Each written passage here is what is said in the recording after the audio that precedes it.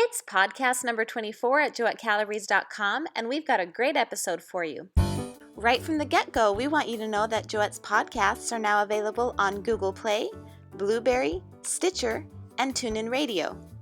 Today we're going to look at some topics that Joette feels bear repeating. The first topic looks at getting a conventional diagnosis, and Joette gives us some good examples about what she means. And then the second topic is pretty closely related to the first, where Joette is looking at what she calls the hensers. So, I have foggy brain and low vitamin D, hence I need to supplement with vitamin D. And so she looks at that more carefully. Finally, the third topic is the concept of knowing when you can use a protocol and knowing when for a chronic condition, or even an acute, you should be seeking professional help from a homeopath. So she wants us to know what our limitations may or may not be. Now, if you've heard these topics before, don't assume that you already understand them. Today's discussion came about because Joette has been receiving repeated questions in relation to these subjects. So you may think you get them, but hopefully today's episode will prove useful for you as you gain a deeper understanding of them. Okay, so here we go.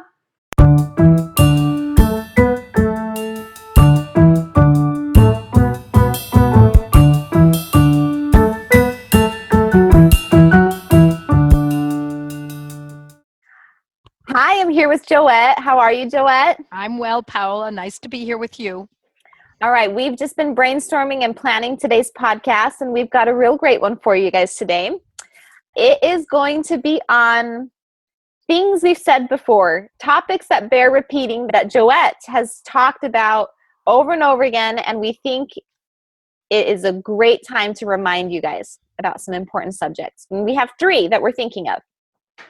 Yeah, sometimes things bear repeating. As we learn, we think we understand, and then a year later we didn't embody it fully, right. And we have to go back and think it through again and commit it to our thinking structure.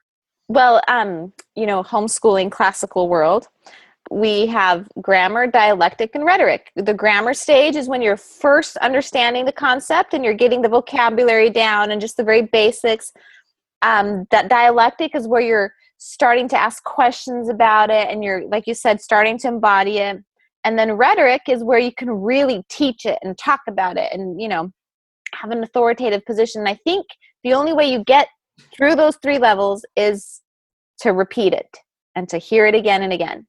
Well, repetition is the mother of knowledge. Right. Really, that's just what it boils down to. Right. All right, so here we go. So we have 3 topics we want to cover, and the first one is the topic of getting a conventional diagnosis for any condition that you are trying to use homeopathy with. Yes. So this is a hard and fast rule, but there are always exceptions to every rule. So if you get sore throats consistently and you've gone to the doctor many times and the doctor reports, yes, indeed, it's strep. Do you need a diagnosis every single time you get a sore throat? Well, after a while, it's pretty clear it's a strep throat. But if you've never had a sore throat and wondering if it's strep, then it might be a good idea to get someone's opinion who sees this consistently. Now, if you've seen it consistently, I would say you're a pretty good measure. But if you haven't, then go to someone perhaps who has. Right. Or we've talked about before getting those rapid strep tests from Amazon. That might Love it. Yes. Same thing with urinary tract infections.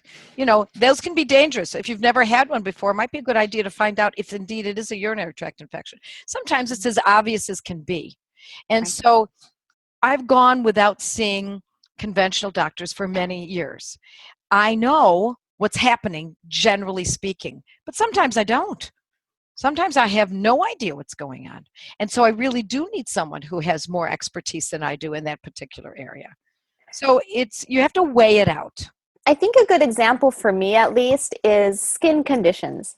I feel like sometimes red rashy skin looks like red rashy skin, and I don't know, is it rosacea? Hives are pretty obvious, right? But is it rosacea? I was just helping a friend of mine. We're doing a protocol for her eczema.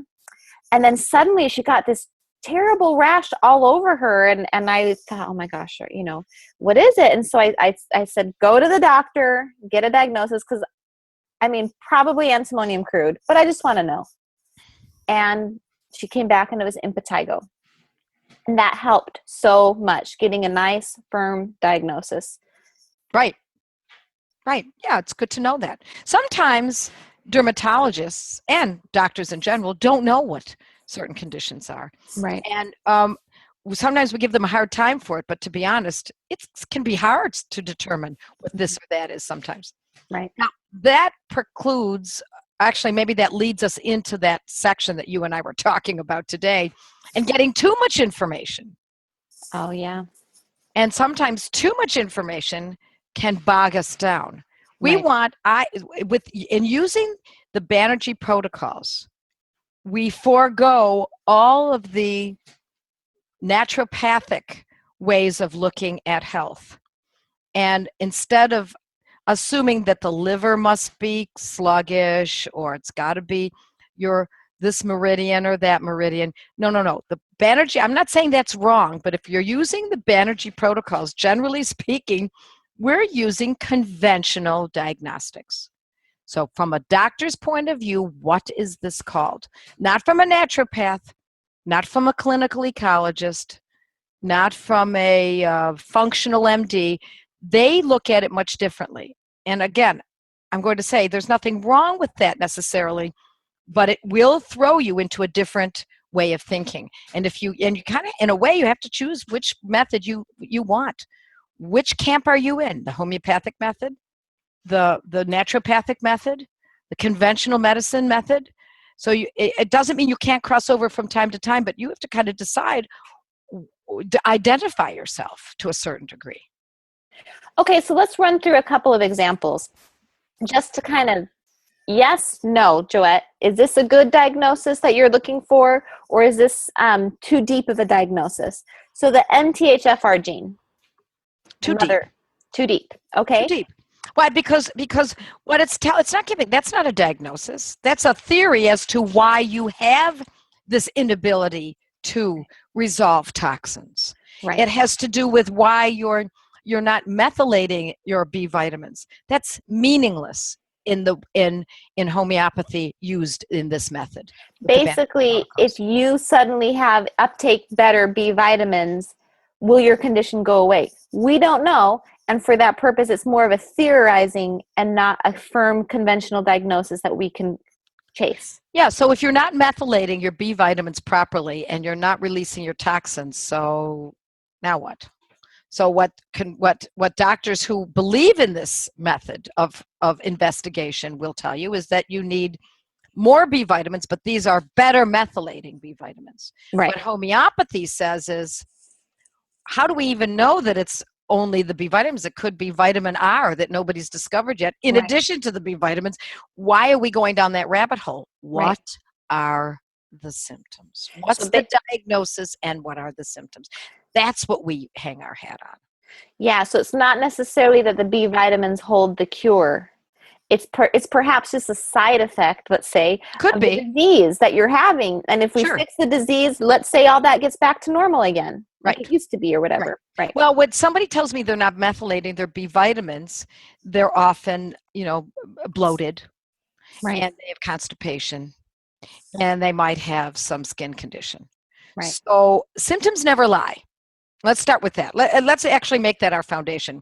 Symptoms never lie. The only time symptoms lie is when someone's taking a medication. And then what we're reading are not symptoms, but rather side effects. Side effects. Mm-hmm. But if someone is, but you can still separate those two.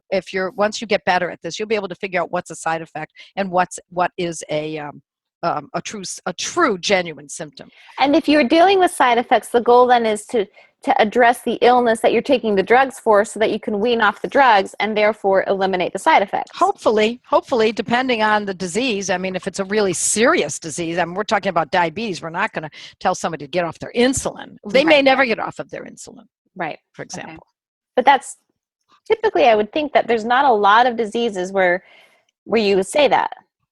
Depends on, who you are. I mean, I work with a lot of people who have very serious illnesses. Okay. And sometimes it's okay. And sometimes and their age depends on their age. What if they're 87 years old? Right. Do you say, oh, we got to get you off of these drugs? Well, kind of late. Right. I mean, I'm not saying it's forever for everyone. It doesn't mean we can't ever get anyone off of their medications. But something, let's say blood pressure meds that they've been taking for the last 45 years, that's going to take some effort and time. Right. And do we have that much time? So let's go back to some examples of diagnosis. What about gluten intolerance? Is that now, gluten intolerance it only gives us one bit of information, that the person can't tolerate gluten. That's all it tells us. Doesn't tell us how it's presenting. How is it presenting? Oh, you have colitis. Oh, okay. Now there's a diagnosis. What's the colitis from? Okay, the colitis is as a result of eating gluten. So I don't eat gluten because otherwise I get colitis. There you go. Now we use a homeopathic protocol, medicine specific for colitis. That's what we're looking for. What is the name of the disease that comes from this gluten intolerance? Because I'll tell you, I work with many, many people who say, I'm gluten intolerant. Okay, so, and I have colitis. Okay, so if you eat gluten, the colitis gets really bad. Yes. What if you don't eat gluten? I still have colitis, but it's not so bad. So then it's not gluten intolerance that's the cause, is it? Because that would mean that by stopping the gluten, that'd be the end of it. I mean, yes, like there's people with celiac disease. That's not the answer, is it? The answer is not what's going in, it's what's happening once it goes in, or once anything goes in. Because as I meet with people, and they're gluten intolerant, they're dairy intolerant, they're shellfish intolerant, and we go on and on, all the intolerances. I know because I've been there personally myself.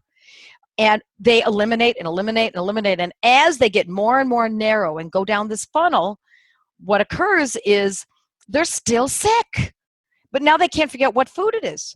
Well, that's because, in my estimation, more often than not, it's not actually the food. It's not the raw materials going into the factory. It's the factory. There's the bot in the works. Right. It's the factory that needs to be corrected, not the food eliminated. And if you think in terms of eliminating food and you call yourself gluten intolerant, dairy intolerant, et cetera, intolerant, then you're going down a rabbit hole for which you will likely never come out of until you find, in my estimation, until you find homeopathy. So it's not necessarily that we don't address the gluten intolerance with perhaps Bovista or something like that. It's that we also need to look at the underlying disease that is the factory, basically. What is not working? Well, Bovista it will help with the underlying condition, that there is any intolerance in the first place. Right. But now we have to see, what do you mean by that? Oh, colitis. Oh, bloating. Okay, got it. Now we address it with the correct homeopathic protocols that is specific for how it presents, because not everyone has gluten intolerance or dairy intolerance in the same way. So you're right. Tell us. I mean, for a long time, I never even had digestive issues with gluten. My bladder would bleed. And some people have no digestive issues, but they have fibromyalgia. And that is really... Exactly. Mm-hmm. So we need to make depression if they have gluten. Or fatigue if they have gluten, or their hair falls, or their thyroid, it becomes hypothyroidism. So yeah, it depends on the person. What is your weak link? Look back. It's whatever your weakest link is in your family, that more often than not always, but more often than not, will give you the indicator of what organ is going to break down when you use a substance that needs to be not eliminated, but the action corrected around it. The action corrected around. And that's an interesting point, because for me, for example, with my bladder condition, which is now, I mean, pretty much cured,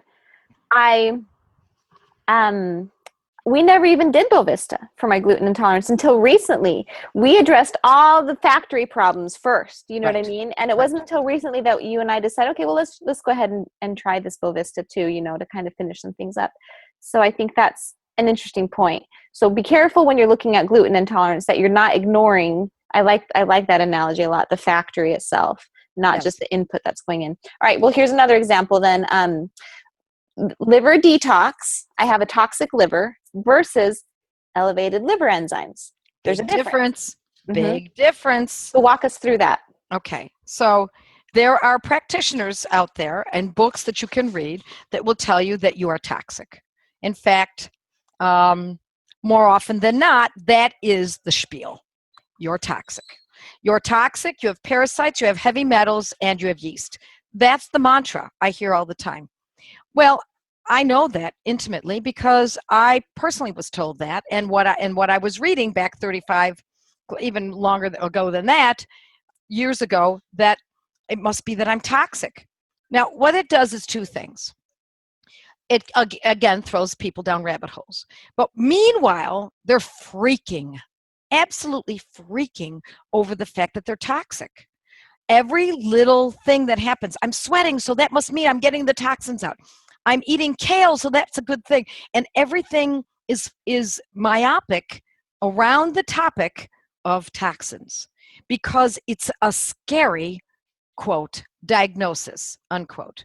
I don't believe that it is a diagnosis unless you can show that, unless your liver enzymes are elevated, unless you've had blood tests and it shows that you have heavy metals, that you have lead. And even then, tell me what the symptoms are. If the liver is tender or the liver enzymes are elevated, now we have a conventional, and I'm going to say it again and again, a conventional diagnosis is what we're looking for. Now we know how to address that. So it's not that the liver isn't toxic. I mean, that they may very well be true, or it may very well be true that you have like the MTHFR gene or heavy metals, but in the First of all, it's subjective. Let me just interrupt for a second. Okay. It's a very subjective statement. What do you mean it's toxic? So show me a liver that isn't toxic. Right. World. That's what they do, right? Yeah. And so what is the level that you consider toxic? Because it changes from decade to decade, from modality to modality. Which one is toxic? And if it is toxic, does that mean the person is sick? Sometimes people have so-called toxic livers and they're not even sick. They're fine. Yeah. Right. So what it comes down to is the language of Joette's practical homeopathy is this. There's the difference between theorizing a toxic liver and having a conventional diagnosis where you have blood work that shows elevated liver enzymes. You have the beige stool, the pain in the liver right under your ribs. Those are different from theorizing that you need to detox your liver or any of those other subjects that we talked about. That's right. Absolutely. I talked to so many people who have been on detoxing programs again and again and again and again. And I say, so how's it working? Some people swear by it. They say, yeah, it's helped me. Other people say, I never saw any change. Right. I went on it. I went great. Yeah. But yeah, great. Yeah, but if it's not, you are going down a path that will lead you to be thinking, in my estimation, in the wrong way. Well, it just comes down to if there's an easier way that is possibly even safer, because some of these detoxes are pretty intense. So if there's an easier way that is possibly safer, why wouldn't you do that first, I guess, Right. Yep. All right, let's go on to our second topic here on our subject of topics that bear repeating. The next topic we're calling hence. My skin is dry, hence I must not be drinking enough water. My stools are not frequent enough, hence I must be eating too much meat. So tell us about hence, Joette. Well, I think that we as humans are hencerers. We have... Is that a real word? Yeah, we have problems with hensing. And because we want answers. We're all looking for an answer. Why am I so sick? Mm-hmm. And that's why I like timelines. I do like people to lay out a timeline of the conditions that they've experienced from the time they started to get sick, let's say it's a chronic condition or even acute, and lay out what preceded that. I had pneumonia. Okay, so what did you do for the pneumonia? I took antibiotics. Before that, I had impetigo. What'd you do for that? I took antibiotics, et cetera, et cetera. And that will give us give you a clear picture of what's going on in your system. But when we make the assumption that it must be this because I've done that, it's too simplified. Because I also talk to people who say, well, I drink a lot of water, so the hence doesn't work. My skin is still dry.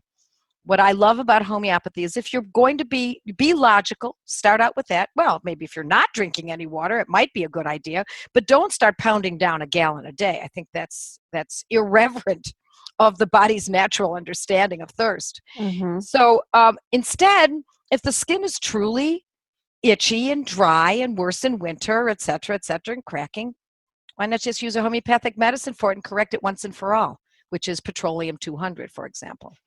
Well, this kind of hails back to the first subject, too. I mean, the reason we kind of pick these three is they're kind of interconnected. It goes back to theorizing sometimes. You know, my I can't focus, hence my doctor says that my vitamin D levels are low. Therefore, hence, I guess that's where you fit it in. Right. Hence, I take vitamin D, synthetic vitamin D. Mm-hmm. Yep.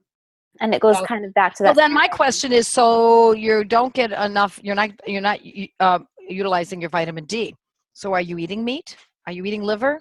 Do you take cod liver oil? Do you go out in the sun? Do you wear sunscreen? Those are important questions, because if you are blocking the ability of your body to utilize those nutrients, such as the sun or eating liver, et cetera, from absorbing and utilizing vitamin D or making vitamin D, then yeah, you might need vitamin D. But what if you're already doing all of those? Right. What if you're already in the sun? What if you live in Florida and you don't wear sunscreen and you golf and you take cod liver oil from time to time and you eat liver and you eat butter and lard and tallow, etc., where vitamin D is naturally found? Vitamin A and E is already in concert with those with the vitamin D vitamins. Then how does that fit? If you take synthetic vitamin D, now you're just getting a synthetic version of a vitamin. My question would be, what are the symptoms? And if the symptoms tell us what's going on, then we just use the homeopathic medicine that is specific for how it's presenting, not why it's presenting necessarily. Well, and something you said about this, there's actually a danger with theorizing too much and, saying hence too often. And you said, when we were planning, not only does it make you neurotic, which isn't good, you don't want that added stress, you already have enough stress, you have your condition, but also these assumptions slowly solidify into facts.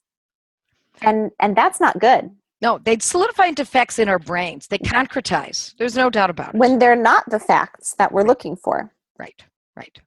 Yeah, and so you think about anything in our lives, in our world, if we believe that that's the truth and you're completely off base, wow, what a waste of time, Yeah, absolutely. What that means is that then you follow this thinking down a certain path that is erroneous. You have to be open for other ideas here. So you may think that you're not drinking enough water in spite of the fact that you're drinking almost a gallon a day, because you're reading sites that say you should be drinking a gallon a day. I can't seem to pound that down. I can't get it all in. So that's got to be the reason. It's me. I've done it wrong. I'm theorizing that I'm not drinking enough. Right. I think that's a mistake. Right. And it's just, the solution is simply to, if you have X illness, if you have a condition and you're surmising that it's from not drinking enough water or whatever, then, and you know the condition, why not just use the homeopathic medicine that corrects the condition once and for all? And then you drink water according to your thirst. Right. Exactly. Okay. So kind of to conclude the second point, Joette, you're saying stop trying to answer the whys. You'll never figure out the why, and neither will your doctor. Let it go and just treat the condition that has been diagnosed conventionally. Yes, I like that answer, or that conclusion. But I will also say that I do believe in people asking why so that they can learn from their mistakes.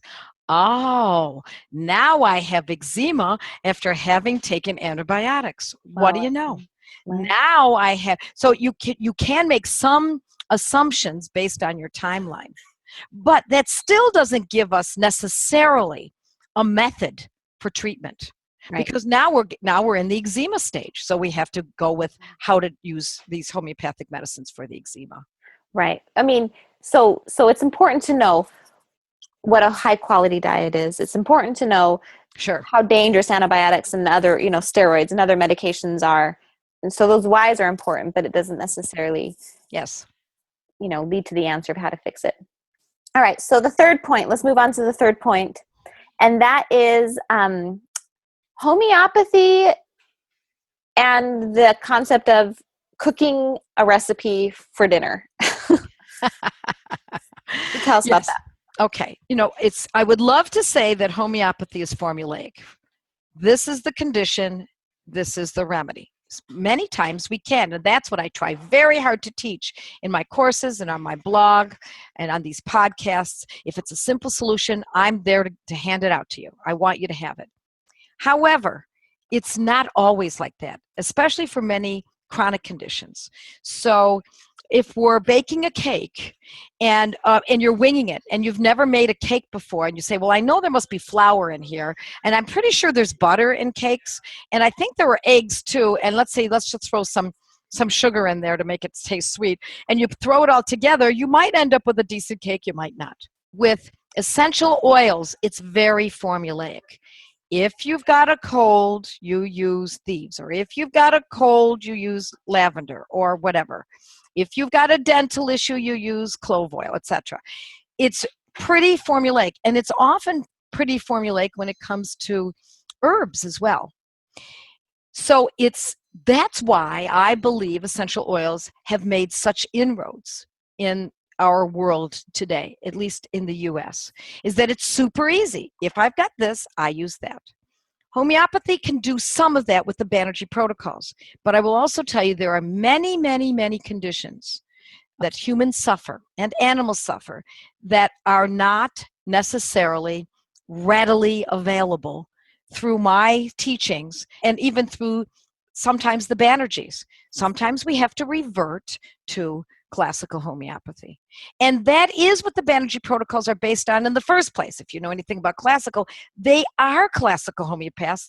They have just found certain protocols work exquisitely fast or exquisitely well with these specific protocols in a large percentage of the population. Right. They've studied a pattern with that protocol and that condition that makes it very scientific for them to rely on that protocol. Because there's data and plenty of it. So their data shows that if you have itching, antimonium crude is very likely to help with that. Right. In approximately 80% of those who have itching rashes, antimonium crude is likely to help. Now, let's say it doesn't. Well, that means you go to the second protocol, right, and that might cover another 10% or 15% of the population.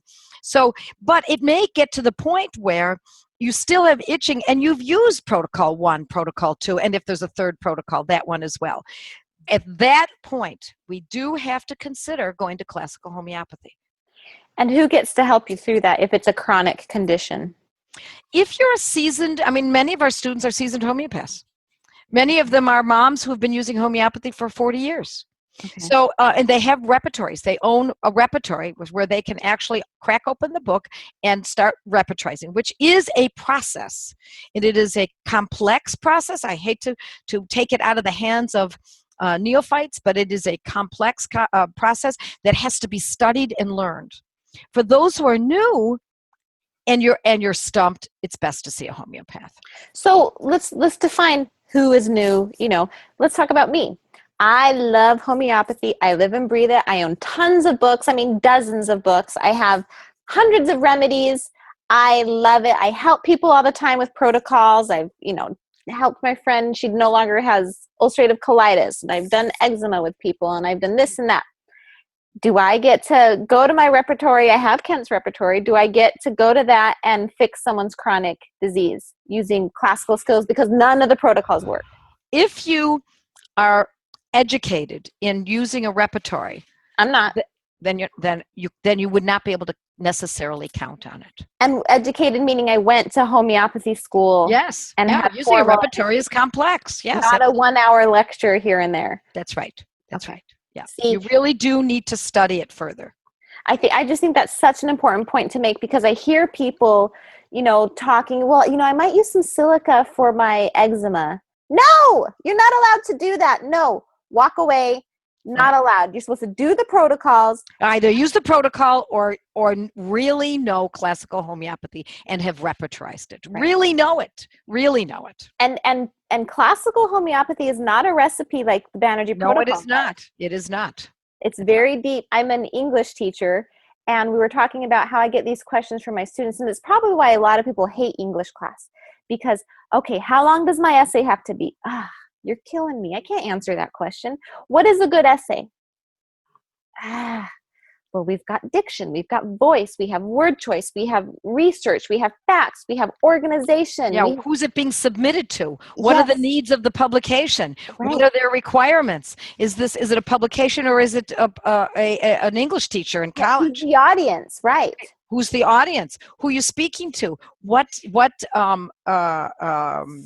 rhetoric do you use for a specific audience? If you're writing to children, then you've got to speak differently than if you're writing to scientists. Right, exactly. And so it's like you can't answer that question. And I think homeopathy, classical homeopathy, is very much the same way. What potency do I use for this condition? It's like asking me, what's a good essay? Right. It's so deep, and so you don't even know what you're talking about. Well, when we're asking about what potency and how frequently, that is called the study of posology, P-O-S-O-L-G-Y.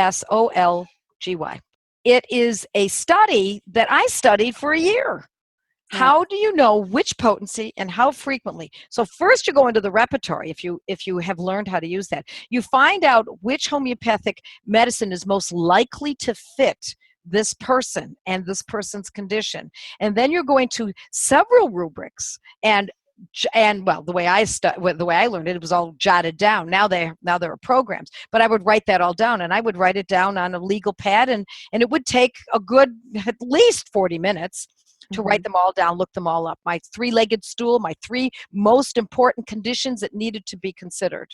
And then I would jot down the most valuable homeopathic medicines that I thought were most, again, it's very subjective. Right. Now I have to go to the Materia Medica and study those, say, 5 homeopathic medicines that kept coming to the fore. Once I've studied those, now I have to decide, and I've made a determination. Okay, it's phosphorus. I know it's phosphorus. Okay, now what potency? Oh, well, let's see. I've used 200 in the past, or maybe I've also, it's been helpful in a 30, and Kent says to use it in a 200 or 1M. Now what potency? Okay, now I decide on my potency. Okay, how frequently? So that's the study of posology. And if you don't have that, you better stick with the Banerjee protocols. Right, and I think it's important for people to appreciate that's a year of your life that you studied that subject. Yes. And so you're not going to figure it out. I mean, you might accidentally figure it out, but that's an accident, good for you if it is an accident, Right. But this is what you're up against. I mean, just a little example. I remember when I had a lot of my chronic bladder stuff, we would use, at one point, only the Cantharis 200 would work for my chronic bladder pain. Oh, the 30 wouldn't work. It was 200. And then later on, as I had healed a lot, and I no longer really had the chronic stuff, but I got an acute bladder infection, only the Cantharis 30 would work. 200 wouldn't touch me. Right. And that's just a wonderful example of how the potency really matters. And we're so lucky to have these protocols that the work is done for us. That's right. The cake recipe is all put out. It tells us exactly how many eggs, how much sugar, how much vanilla, how much flour. And the interesting thing is you can still mess up the recipe. I mean, how many times have you cooked something, Joette, and you messed it up because you didn't read the directions properly? That alone, reading the directions properly, is hard enough. And you got to slow down and pay attention. I know there's different Facebook groups on homeopathy. You have your students of Joette Calabrese. It's really important that you just don't take someone's word for it when they give you a protocol. Oh yeah, this is a protocol for that. You got to make sure that you're assuming they've read the recipe right, and they're digesting it and giving it to you right too. You got to go take the classes and know for yourself that you're doing it right. And I think that's a big deal. Yes, it is. I also want to, speaking of the importance of repetition, when folks use the blog or they take a course, I see questions that come in, and it's clear to me they have not read it. They've not read the blog thoroughly. It's very clear. It's all there. It's as obvious as can be, yet they still ask questions. No. Go back and read it again. If you have to read it 5 times, read it again. If you're taking one of our courses, then, and you're not sure what to do, go back and take the course again. Right. It really takes that much effort. This is very concentrated, tight information that I'm trying, and I try to explain that in the beginning of these classes, that these are very intense, very intense information. And so I don't expect you to just go to page 57 and say, okay, so what do I take now for this eczema? No. You start from the beginning, because now that you've taken it, now what do you do? After you've been taking it for a few weeks and only it's partially gone. Those are the questions we often get. What do I do now? Well, apparently you didn't study the course well enough, because it tells you exactly what you have to do second time. How do you observe? How do you interpret what you're observing? I really like the classical model of homeschooling, and it hails back to that concept: grammar, dialectic, and rhetoric. If you review it and review it and review it, you move through those stages, and you can't fast forward. You can't go from grammar to rhetoric.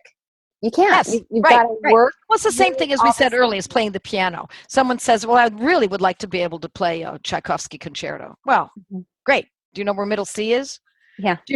Twinkle, twinkle, little star, my friend. Here we go. I know. Let's see. You got to play. You have to learn. You have to start when you're 4 and study and study and study and repeat and practice 2 hours a day. And someday you may be able to play a Tchaikovsky concerto. Well, and this is not just advice for anyone that's new to homeopathy. I think you yourself, Joette, take this advice, because I remember you said when you went to the Banerjees to study with them, you wouldn't ask questions. You would sit and observe and study and listen and observe and study and listen. And you even said now that you've gone back so many times, you're starting to ask a few more questions, But I mean, is that similar to why you're trying to grasp the information? Yeah, I'm trying to absorb. Because here's the reason. I know why they're using specific remedies, because the remedies that they're using are medicines that I've used for exactly those same conditions. But for them, they have exact potency, exact frequency, and it's all laid out. What I would have done, I might have gone to the same homeopathic medicine as they did, but I might not have used it in a 6x twice a day, or say, a month. So if I were to ask them, why do you use this remedy in a 6x twice a day for a month? You know what their answer would be? It works. Yes, that's the answer.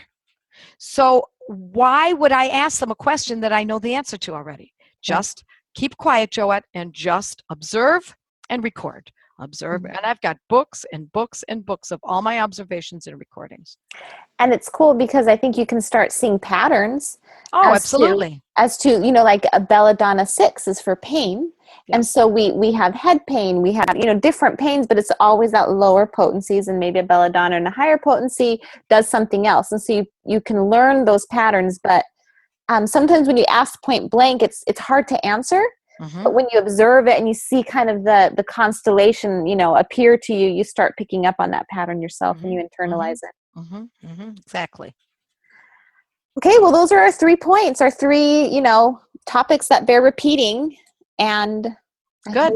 I think we did it. Yeah, I think we did it. I hope you guys liked it. And I hope that this helps kind of, because sometimes you feel like you're missing something and you're not sure what you're missing, then you want to know what it is. Well, this is something that, we pulled together between Laura and people in the office, that, social media. Questions that we get on a regular basis. Yes, exactly. So this is a big deal. So thank you so much, Joette, for your time. Oh, it's my pleasure. It's always fun, Paola. Awesome. Thank you so much. We'll see you later. Okay. You just listened to a podcast by JoetteCalabrese.com, where nationally certified homeopath, public speaker, and author Joette Calabrese shared her passion for helping families stay healthy through homeopathy and nutrient-dense nutrition. Joette's podcasts are available on Google Play, Blubrry, Stitcher, and TuneIn Radio.